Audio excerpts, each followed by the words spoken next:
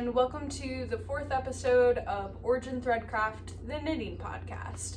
This is a podcast predominantly about knitting, but also a little bit other crafty endeavors in the kind of threadwork universe. And so if you're here for the first time, welcome. And if you've watched some of my other episodes, we're going to talk about a few of the objects that I've talked about previously. So welcome back. I guess we will start with what I am wearing. And this is also a finished object, and it is a sweater that needs no introduction. It's the Wool and Honey by Drea Renee Knits, Andrea Mowry. And I talked a lot about this in my previous episode. It was my main whip that I was kind of working on at the time, but it is finally finished and off the blocking mats. And I have some thoughts about it. So I think the first thing that stands out to me, and you can probably tell, is this sweater has a lot of positive ease. It is quite oversized. That is a design element in this pattern. Andrea does recommend about 8 to 12 inches of positive ease. I think I have much more than that, or a little bit more than that, but that is still quite a lot of ease. And I'm not sure how I feel about it. I'm a little bit torn because I did really enjoy knitting this sweater. It was a super fun and addicting pattern to knit. I love the design. But I am not crazy about how much positive ease there is. And I am kind of considering re-knitting it. This is actually my first time trying it on since it's been dry. And I do think I might go in that direction. I did use the recommended yarn, which is Brooklyn Tweed Loft. And I do want to talk a little bit about this yarn because I talked about it last time and I didn't have the yarn label with me, so I think we can be a little more accurate this time around. So this is a completely American produced wool. It is sourced in Johnson County, Wyoming, spun in Harrisville, New Hampshire, and dyed in Philadelphia, Pennsylvania. So 100% fleece to fiber, American produced, which I do really, really love. And I also just really enjoyed working with this yarn. I never worked with a completely woolen spun 100% wool before. And it is really, really lightweight. Even though this is a super warm, super rustic sweater, it feels like nothing when it's on you. It's very lightweight. So I do recommend the yarn, and it was the same yarn that she used in her sample for the pattern. A couple of things I don't love about it. There are a lot of knots in these skeins, which I talked a little bit about in my previous episode. It's not a huge deal because it's 100% rustic wool, so it's easy to splice it together and kind of use friction and water to join the ends. But I do feel like at $16.75 for 275 yards, there could be less knots. But I think what I'm realizing is that this yarn, when it's just a strand, so not when it's knitted, but when it's just the strand of yarn itself, breaks super easily. So I'm assuming that something in their skeining process, or even their twisting when they apply the strands together, causes it to break. It breaks really easily on them, and that's why they have a lot of knots in the skeins. Because while I didn't have any issues with this yarn breaking while I was knitting, I tend to be a loose knitter, I did have some big issues with it breaking when I was tying off at the end of like a row. I had it happen on the cuff after the bind off. It broke right at the point where I joined it, and I had to tear off my bind off and redo it. And then it happened again on the body too. So that is something I would call out about this yarn ahead of time if you intend to use it yourself. But other than that, I really loved working with it. I love the way it picks up light. It is like a predominantly orange yarn, but it also has kind of notes of red and yellow and even a little bit of like specks of blue in certain light. So I do really, really enjoy the finished object. I just don't love all the positive ease. So options to go from here. I could tear back just to the yoke and kind of do some decreases here to kind of take a little bit of the ease out of the body and kind of make it more of like a dolman sleeve. I also could tear the whole thing out and go down a needle size and potentially use wooden needles. I did use my Luca Cipra needles, they're copper metal needles, to do this, and it was a pleasure to do it on those needles, but I do think my gauge got considerably looser throughout, especially when it was just into the garter sections at the bottom. So maybe using wooden material would be helpful. Or maybe I will knit another one of these one day, and I can either gift this one, or this could just be my kind of like comfy, cozy, throw it on over leggings or whatever. And then I can have a more fitted one to wear with like jeans. So I don't know, if you've knit the Wool and Honey and you had similar issues with the gauge, or just issues with getting a really big fit at the end. I did knit the size small on this, even though my measurements would have been more in line with the medium. And I still got a super oversized fit, and I have seen some feedback looking at this pattern on Ravelry that I'm not the only person that's happened to. So if that's happened to you or with another pattern, let me know your thoughts. Did you tear it back? Did you just roll with it and have kind of a loose fitting sweater? I would be interested to know. I am going to take it off because it is a little bit warm. I just wanted to kind of show you that it is a finished object and ready to go. So bear with me while I do a quick costume change. Alrighty, we are back. We're a little bit lighter, a little less wool.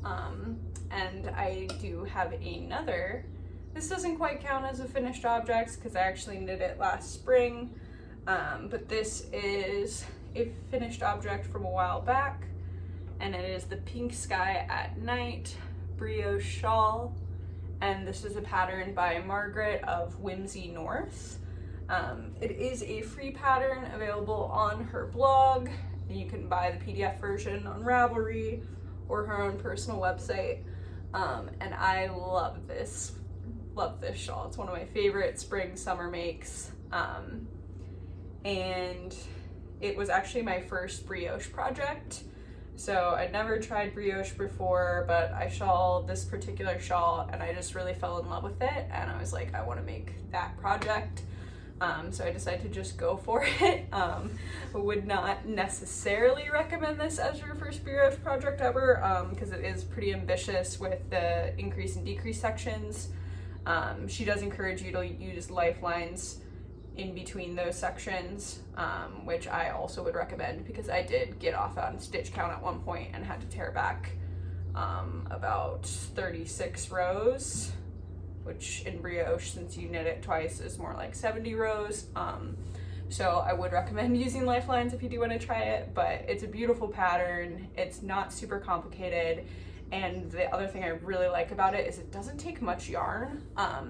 It is one skein of the main color and one of the contrast color. It's a great one skein, two skein wonder if you want to use up any of your like indie hand-dyed stuff that you don't have much of. I highly recommend this pattern.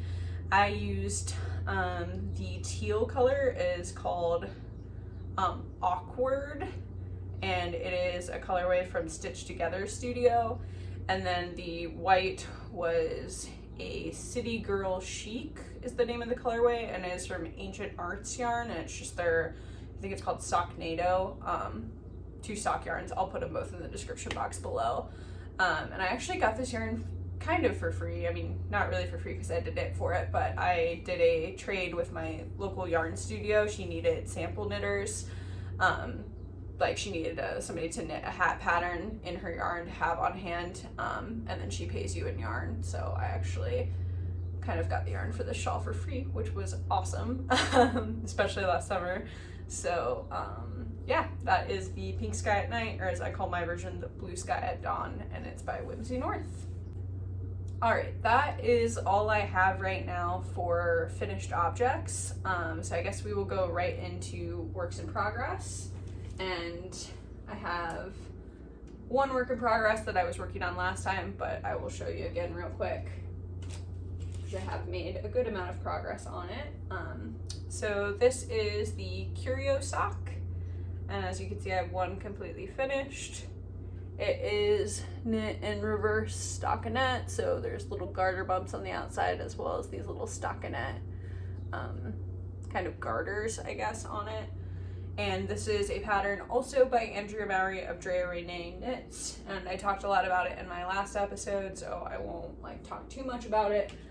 But this is where I am on the second sock. You can see where I have put my waist yarn in to go back and do the afterthought heel. I have the bulk of the ankle of the sock finished, and I'm just getting ready to go down a needle size and back to the cream to do the cuff, and then I will go back and knit the heel and it will be done. So hopefully that will be done kind of by the end of this week. I really only work on my sock when I'm traveling, either if I get to work a few minutes early or sometimes on my lunch break, I'll pull it out and do a couple rows, but I haven't really been working on it much at home. So hopefully that's done by the end of this week, but I'm not too bent out of shape if it isn't, because it's starting to get a lot warmer here, so I'm not really wearing hand knit socks every day. So it's just kind of fun to have that as a nice background project. And then my main whip that I'm working on right now is totally new from last time. I was not working on this at all, so I'm excited to show you. If you've watched previous episodes, you have seen the yarn for it before. I'm using a mini skein set from McMullen Fiber Co., and it is her Canyon collection mini skein set. Sorry for the crinkling. And this is kind of an idea of the colors, though I've already used quite a bit of the colors in this project. But I'll put a photo kind of up of what the skein set looked before, just so you can get an idea for it. It is a true straight ahead sock yarn. It's an 80-20, 80% merino, 20% nylon, but it is really soft. It almost feels like there is maybe not cashmere, but something else in the fiber content, that it's just really high quality merino. It's very soft. But I'm excited to show you this. So this, more brioche. This is the Brioche Adventure shawl, and it is a pattern by Jonathan Tallow, and I'll link it below as well as put it up to the side. But it has just been phenomenal to knit. That's the right side. And this is the opposite side, and I really have been enjoying both sides.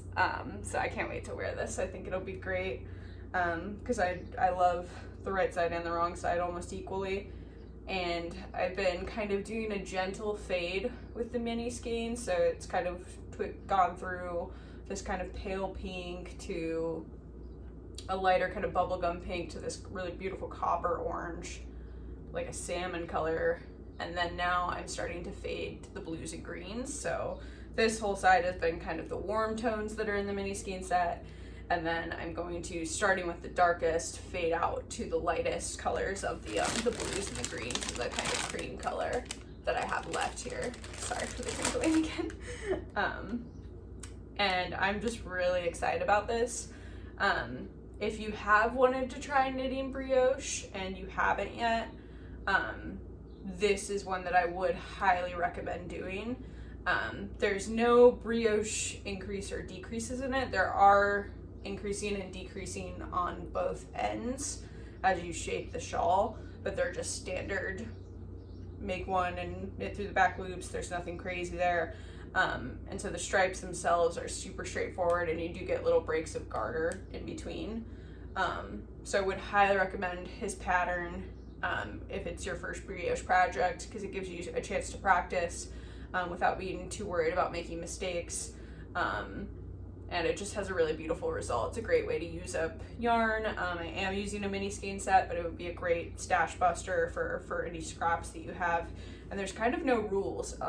He gives you some guidance just on getting the most out of your mini skein yardage wise, and kind of some color suggestions, but beyond that, It really is a pattern that you can just kind of play with and do your own thing, and I highly recommend it. I'm using the bag that my bike helmet came in as my project bag, so waste not, want not, but it's actually the perfect size for it, and I'm just over halfway through that. So I started that probably maybe a week and a half ago, 2 weeks ago, so it is a pretty quick knit, especially if once you get into the rhythm of the brioche stitch, you just kind of plow right through it.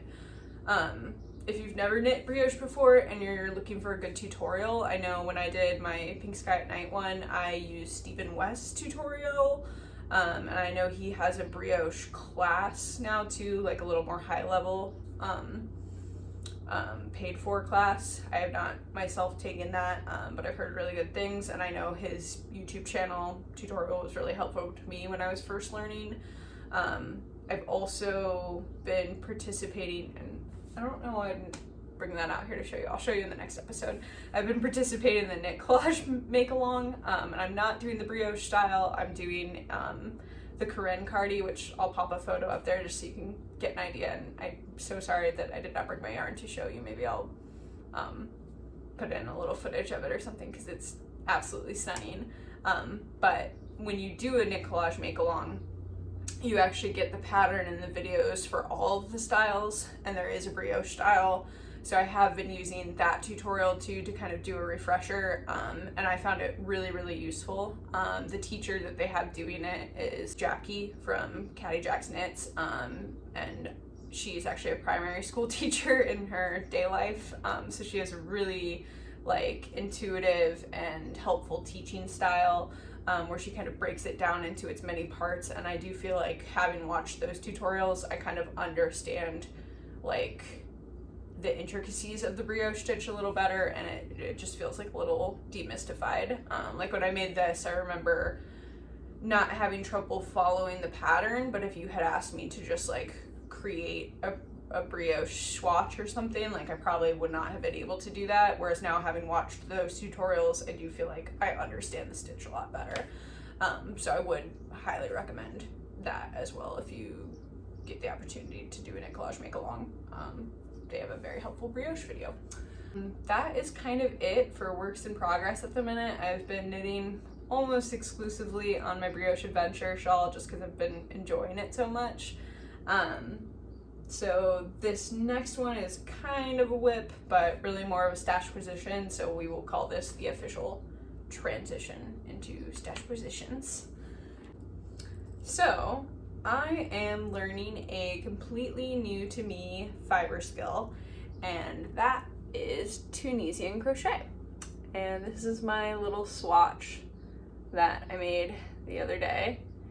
And I will say, I just had a kind of milestone birthday. I turned 30 at the end of April, and it was a very yarny birthday. I definitely have a lot of stash positions to show you, but the main one is that my mom got me a copy of the Tunisian Crochet Handbook by Tony Lipsy from TL Yarn Crafts. And I am so excited about it. It's such a cool book. I really enjoy Tony's YouTube channel. I will link it below. I highly doubt that you have found my video and you don't yet know who Tony Lipsy is, but just on the off chance that that is true, I will link her below. Her channel's awesome. And this handbook is just such an interesting resource. I feel like outside of kind of vintage Afghan designs, there just really was not a lot out there for Tunisian crochet, both for learning and even patterns. It was kind of a niche that just wasn't super explored in the mainstream. So this is a really, really amazing resource. There's like 21 patterns in it, all suitable for beginners. They're not published elsewhere, so the patterns that are in her book you cannot get from Ravelry or like her website. So I do highly recommend picking it up, and excellent instructions from everything for the materials that you need to how to make the swatches, how to do the stitches. I have not explored much beyond the simple Tunisian stitch, which is what this is. This would be like the Tunisian equivalent of garter stitch. I've made like 5 or 6 of these squares, and I'm just using, this is just swish worsted from Knit Picks. I had a lot of it left over from a sweater that I made, so it's kind of my play around swatch yarn.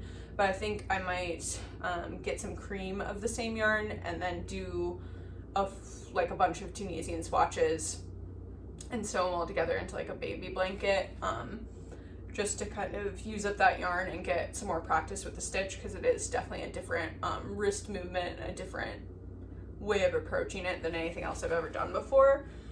I only bought one hook, so I got a Chiagu bamboo hook. It's a fixed, I want to call it circular, but that's not the right term in Tunisian. Just a fixed cord.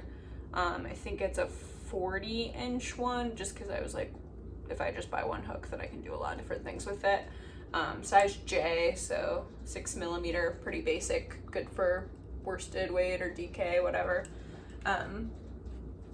So I just bought the one to start, because I wasn't sure if I would like it or not. But it's really fun. I've really been enjoying it. I've just been doing the simple swatches. I'm gonna make this pattern first. This is the braided ear warmer. I'm covering up the pattern because you have to buy our book if you want the pattern. But I'm pretty excited about that. I think I'm gonna use Malabrigo Mecha for that. And I think I could see myself getting super into this. I kind of got inspired by one, because I follow Tony on Instagram and she's been hyping her book a lot since it came out. And two, I won a yarn giveaway from Sorella. I won a $100 gift card to her Knitflix collection release. And the yarn hasn't come yet, but I promise to show you when it does. But for each of her yarns, she did Tunisian swatches, and the hand-dyed yarn in a Tunisian swatch is like stunning. So that kind of got me, ooh, I kind of want to try out this Tunisian stuff. And I'm really enjoying it. I think I am going to invest in an interchangeable set. I haven't fully decided which one yet. So if you have a Tunisian crochet hook set that you love and you use, put it below. I'd love to hear about it. I think I'm kind of up between the Lantern Moon Ebony one that just came out and the Luca Driftwood ones. But let me know if you have a Tunisian set that you love. I would love to hear about it. And that is kind of the first of my end of whips, first of stash acquisitions. So, like I said, I had a birthday and I went a little wild with the yarn purchases. So I do have quite a bit to show you. And I think I will start with the literature club. Yeah. Okay. So for my birthday, McMullen Fiber Co., who is the dyer with the Canyon Collection skeins that I'm using for my current whip, that Brioche Adventure shawl, and I also have hyped her up a lot on my channel because she's my favorite yarn dyer. She's a fellow Ohioan. She's based in Cincinnati. But she has a quarterly yarn subscription club called the Literature Society, and it's kind of a hybrid book club / yarn club. And I have never gotten to do a yarn club before, so I was pretty excited about it. And April's book was Little House on the Prairie, which was one of my all-time favorite books when I was a kid. I was like obsessed with Laura Ingalls. Like I had this pioneer dress that my mom sewed me that I would like wear to school for, I mean, not like on a daily basis, but for when you have to do those biography projects where you like pick an author or a historical figure and you have to like give a presentation. I would pretty much always do Laura Ingalls. So yeah, big fan. And when I saw that was gonna be April's, I was like, well, I have to treat myself to it for my birthday. So this is kind of fun. It comes in this little box with this cute little logo on it. And I'll just kind of show you what I got for that quarterly yarn subscription. So it came with a little card, which kind of explains the book, on the back, just some themes and kind of what her inspiration were for the colorways. And you have two options when you sign up for one of her clubs. You can do either the fine or the chunky option. And I did the fine, so that can be anything from fingering up to sport weight, and then the chunky would be, I believe, worsted up to bulky, but it might be sport up to bulky. Not totally sure, but these are the yarns that I got. And here, I'll put this down so I can show you. It is her classic sport base, so it's 100% superwash merino, and this is the color Endless Land, and it's not showing up super true to color on the screen here, but it is this really beautiful kind of pine green with like some lighter indigo blues faded into it, and there's 2 skeins of that, and then this is also on her classic sport base, and this is the color Sky's Edge, and it's kind of this salmon corally pink with like light lavender into purple speckles, and this is not yarn that I would have like ever chosen for myself. Like if I was in a yarn store, I'm not usually drawn to like, not always drawn to pinks, and I tend to go with like more of a yellowy green than a bluish green, but I do really love them together. I think they're such cool for a project. So I think what I might do with these, there's 280 yards on each of them. I think I might try to get a second of the pink skein and then use them all together for a pressed flower shawl. I think that would be really, really pretty in these colorways, and since it calls for sport weight yarn, I think that would be perfect. So I think I might try to do that, but stay tuned. Maybe this will go in a different direction, but that's the yarn that I got with it. And then she also just gives you like little gifty type things. There's this like lotion soap sponge for bathing. There's like a Laura Ingalls Wilder quote sticker, and this little, I thought this was really cute. This is from Indigo Beco, and it's like a little leather bowl with this kind of flower motif and a little bee. So I think this would be great for just kind of holding stitch markers and notions, or maybe I'll use it to like as an earring catch-all in my dresser. That was really cute. This I will probably end up gifting to someone. I'm just not really like into the fancy bath products too much. I'm a little too hippy-dippy with my bath products to go for that. But I thought it was a really, really cute package. And she does also have like a virtual book club meeting as part of the subscription, but unfortunately I had to work the evening that it was taking place, so I missed that. But maybe if I continue with it, I'll get to go to one in the future. But I do highly recommend. I thought that was just a really fun like thing to be a part of. Alright, so that is the yarn that I planned to get for my birthday, and then my brother kind of unexpectedly sent me some money on my actual birthday, and so I got to go to the yarn store and go a little crazy with my birthday discount. So I will show you that full haul. So my local yarn store, 614 Knit Studio, which is on this little tote bag, she very generously gives you a discount on your birthday if you go in. And then also my birthday happened to fall the same weekend as local yarn store day, so I had a very, very exciting time picking out some goodies. And the first thing is this tote bag, which I did not pick out. This was one of her prizes for local yarn store weekend. She does a little like spin the wheel thing, and it can be like a coupon or a free stitch marker or whatever. I got one of the bags, so I thought that was really cool. And when you get a big bag, you obviously have to fill it, so let me show you what I got. So the first thing, I got these little rooster buttons from Katrinkles. I don't know if you can see it super well on my phone camera, but they're little tiny roosters, and these are actually waterproof bamboo buttons, so you can still block and wash your project. I mean, not machine wash, but like by hand, you can still get these buttons wet and they'll be totally fine. So I'm planning to use those on like kind of a fun summery top. I'm not quite sure which one yet, but I'm really excited about those. I thought they were so cute. And then this yarn, which is, let's see here. So this is also from Stitch Together Studio, which is the same that the like teal aqua color in my shawl came from. And it is their Stitch Smooth Sock Base, and I've been kind of lusting after this specific colorway for a while. She's had it on her like sock yarn spindle pretty much every time I've gone in, always the same 2 skeins. I was like, no, you don't need it, you don't have a project for it. But when you get unexpected birthday treats and discounts, it's okay to go a little wild. So I did get it, and I'm super excited about it.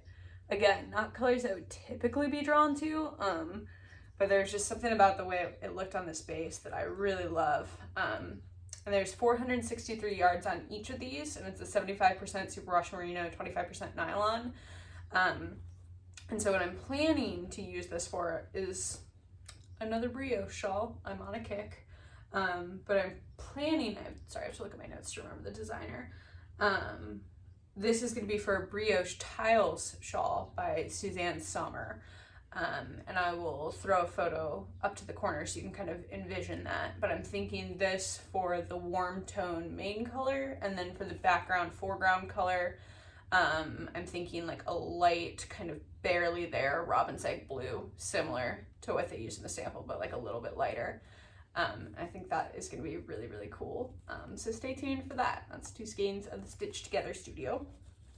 And then if you watched my last episode, you saw that I had bought this skein of DK yarn from Feederbrook Farms, and I was planning to kind of use it for start building up the yarn for my Ghost Horses sweater, which is on my Make 9 for the year.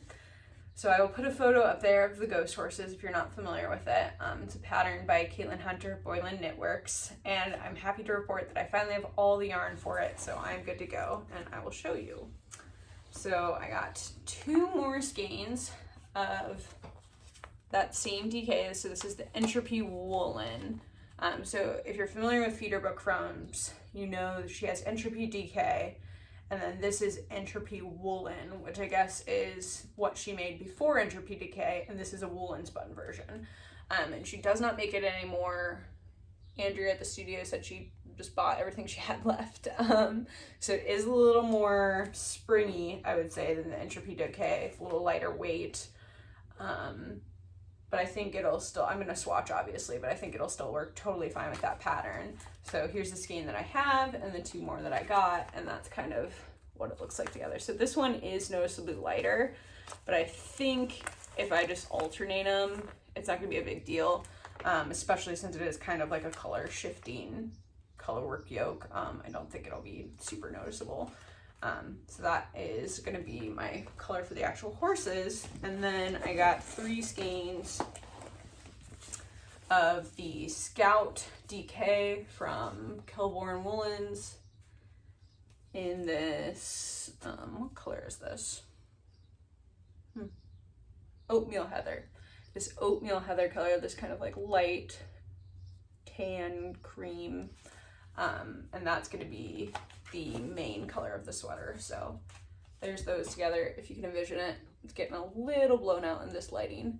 But I'm really excited about it. I think it's going to make a really, really cool Ghost Horses. Especially since I don't have anywhere locally that I can get Spin Cycle from, which is the yarn that's called for. And it's kind of risky to buy it online without being able to see it since the dye lots do vary so much. I was really happy to find this. And that is, if you're not familiar with it, it's 100% Blue-Faced Leicester wool. And I believe she is based in Maryland. Don't quote me on that because it doesn't say it on the label. I might have made it up. I'll try to link it below. But I know it is 100% American produced, which is awesome. We love to see it. So yeah, that is my birthday yarn haul. Went a little crazy, but super excited for all those various projects. And hopefully when I report back next time, I will have a finished shawl to show you, as well as a couple new cast-ons. So thank you for hanging out with me today. Thanks for bearing with any lawnmowers that were in the background, and I hope to see you next time. Happy knitting!